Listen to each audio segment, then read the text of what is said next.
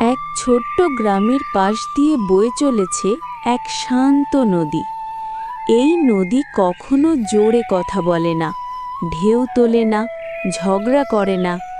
দিনের পর দিন সে শুধু নীরবে বয়ে চলে। তাই গ্রামের মানুষ তাকে ডাকে নীরব নদী।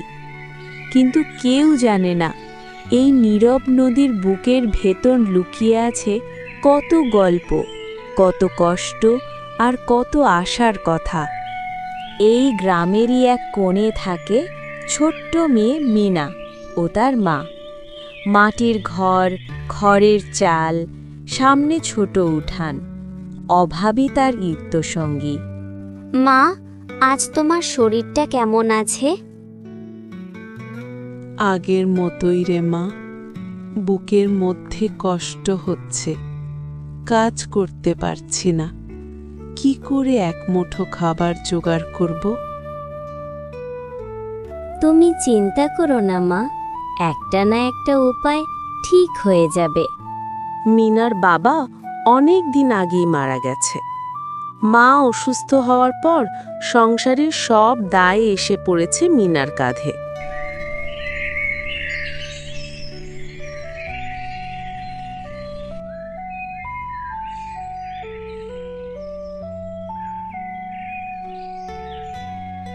বাচ্চারা, স্বপ্ন দেখতে শেখো। স্বপ্নই মানুষকে সামনে এগিয়ে নিয়ে যায়। মিনার চোখে জল আসে। সে ভাবে, স্বপ্ন দেখে কিভাবে? আমরা তো গরিব।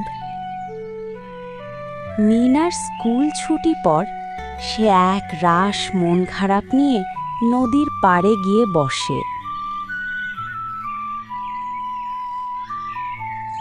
নদী, আমি খুব ক্লান্ত। ঘরে মা অসুস্থ। আমি এখন কি করব?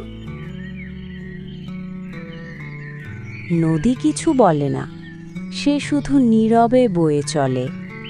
হঠাৎ নদীর জলে দেখা যায় কিছু একটা ভেসে আসছে। কি এটা? এটা তো একটা কাঠের বাক্স। খুলে দেখি তো। বাক্সর মধ্যে কিছু ধানে বীজ পড়ে আছে। মিনা চিন্তা করে সেই বীজগুলো কি করবে। এই ধানের বীজ আমি কি করব? এক কাজ করি, এই বীজগুলো নদী পাশে ছড়িয়ে দিই। মিনা ধানের বীজগুলো নদীর পাড়ে ছড়িয়ে দেয়। পরের দিন সকালে মিনা নদীর পাড়ে যায়।